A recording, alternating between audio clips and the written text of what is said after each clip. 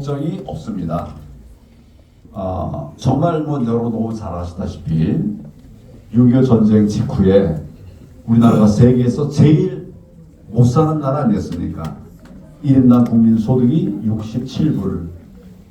요즘 따져보니까 한 9만 원 좀 더 되는 거예요. 1년 동안 9만 원 가지고 산 사람입니다. 근데 여러분 다 그런 분들이에요. 신창래 박사님도 마찬가지고 다 그런 분들이에요. 그런 분들이 대한민국을 오늘에 이르도록 만들어 오신 것이죠. 그 근저에는 이승만 대통령이 얘기했던 자유민주주의 대한민국, 그리고 미국과 함께하는 한미 상호 방위 조약, 우리 박정희 대통령이 만들어냈던 산업화, 이것들이 이어져서 오늘을 만들어낸 거예요. 저는 이명박 대통령도 훌륭한 분이라고 생각합니다. 맞습니다. 박근혜 대통령 제가 모셨던 분이니까 이번에 탁월함을 알고 있어요. 많은 사람들이 무슨 수첩 공주니 뭐니 하나 이런 소리를 하고 있는데, 제가 바로 대통령 옆에서 이걸 메모하는 거 받고 그거 가지고 얘기하는 거 다 봤어요. 가짜입니다. 가짜. 거짓말들에 속아보면 안 된다. 이런 생각을 저는 했습니다. 제가 박근혜 대통령에 대해서 처음에 이제 어느 날 법무 사무실에 가서, 법조 사무실에 가서 일하고 있는데 전화가 왔어요. 그래가지고 한번 만나자고. 난 그분을 만나본 일이 없거든요. 박근혜 정부가 출범할 때 아무것도 저는 관심이 없었어요. 관심이 없었다기보다도 거기 인몰되질 않았어요. 그런데 당선인 시절에 전화가 왔습니다. 그래서 뵀더니 법무부를 맡아달라고 그렇게 얘기를 하시더라고요. 깜짝 놀랐어요. 여러분, 우리 부처가 전부 23개가 있습니다.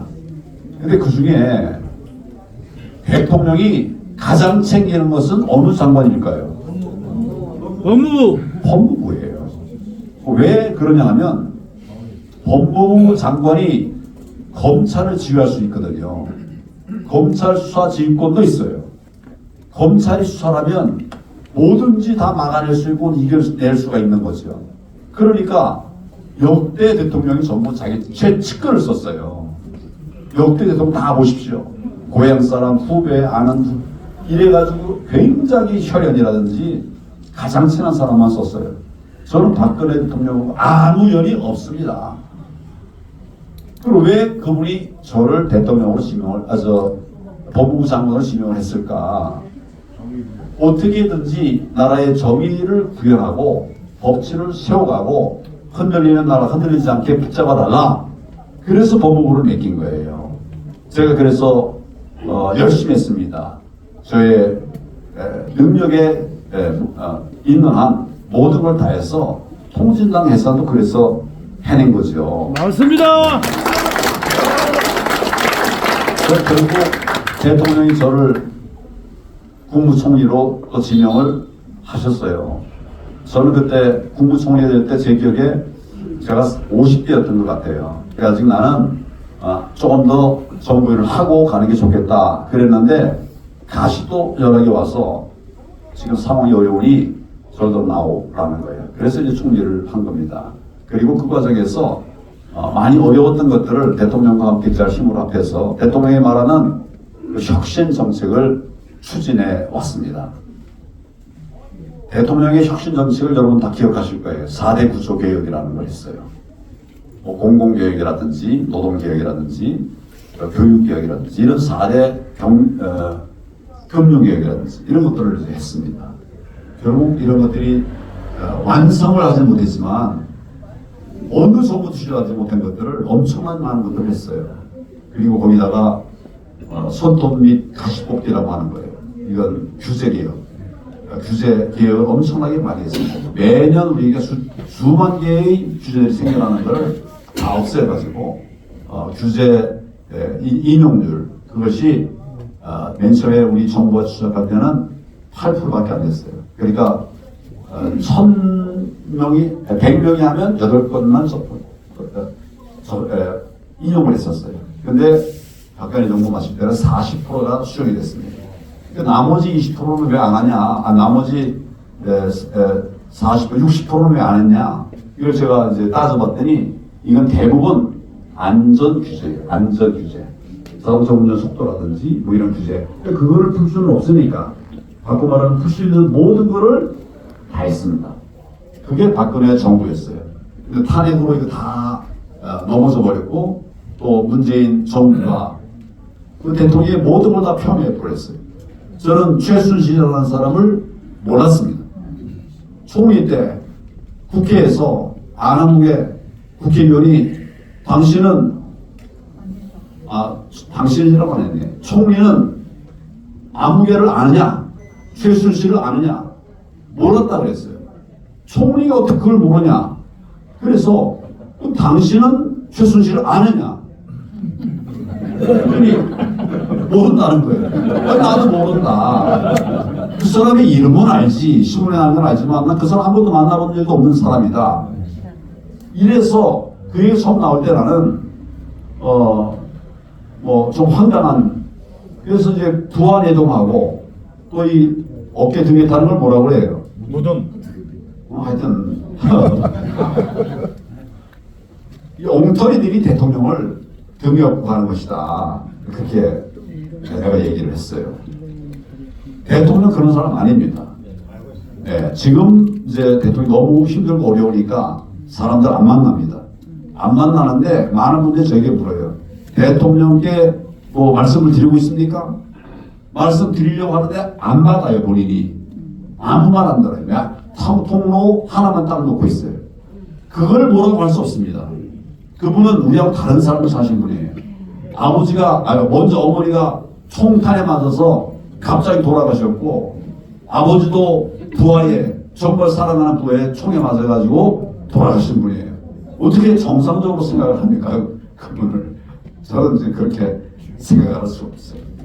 어떻게든지,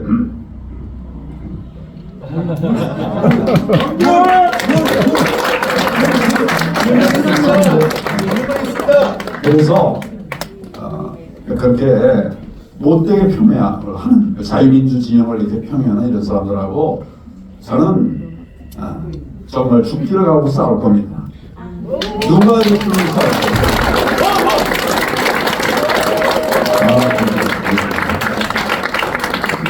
제가 속했던 국민의힘 여기도 말하자면 쉽게 말하자면 간첩들이 있어요. 있었어요. 제가 그걸 보면서 알고 정말 분노하고 있는데 이미 그렇게 된 거예요. 그러나 만들어 보기 위해서 애를 많이 썼습니다. 그러나 이제 안 돼서 결국 제가 질문이 있습니다.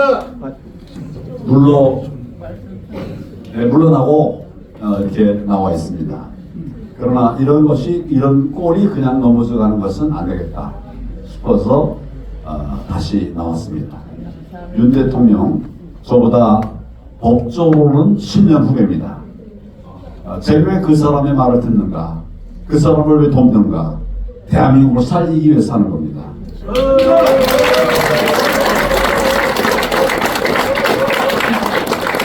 지금 윤석열 대통령이 내놨던 여러 가지 가치들, 이게 다 무너져 버렸어요. 부정선거, 반국가 세력과의 싸움 다 막혀버렸습니다. 당이 안 싸우고 있어요. 당이 오히려 막고 있어요. 그러면 어떻게 제가 거기서 있겠습니까? 맞습니다.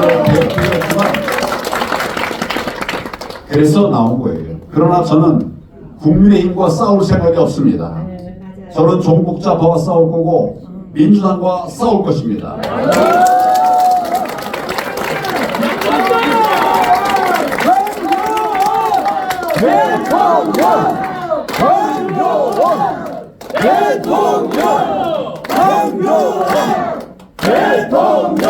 나라 망치는 부정선거와 싸울 겁니다. 나라 망치는 대통령에게는 반국가 세력과 싸울 겁니다. 반국가 세력 도처에다 깔려 있습니다. 나는 문재인 정권이 출범한 뒤에 여기서 이제 출범식을 하는데 거기에 비서실장이라는 놈이 나왔어요. 임종석이에요. 제가 1989년 국가보안법 위반 사건으로 구속했던 자입니다. 국가보안법 위반으로 임수령을 북한에 밀파한 그 혐의로 구속했던 친구예요. 이런 친구가 대통령의 비서실장으로 나왔어요. 말도 안 되는 일이죠. 우리는 잊어버리고 있고 방관하고 있었지만 저자들은 우리 사회, 우리나라를 공산국가로 만들기 위해서 계속 연구하고 칼을 갈아왔던 친구들입니다. 맞습니다. 이렇게 어설프게 내초를 해서 우리 이길 수는 없지요. 정말 목숨 걸고 싸워야 됩니다. 맞습니다. 그래야 이길 수 있는 길이 열리기 때문입니다. 지금 제가 탈당한다고 하니까 다른 사람 깜짝 놀랐다고 그래요. 깜짝 놀랐다고 하는 분들이 많이 있어요.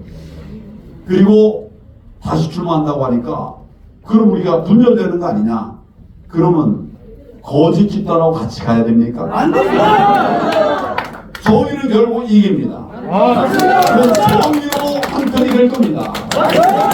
우리는 분열을 할 겁니다. 오늘 이렇게 함께 해주셔서 감사합니다.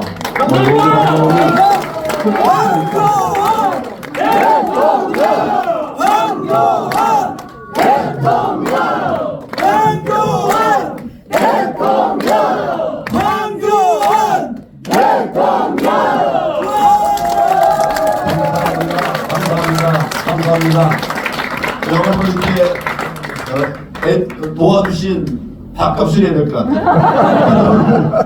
시간 되시는 분들은 어떻게든 뭐 김밥 하나라도 드리고 준비할 테니까 조금만 기다려 보십시오.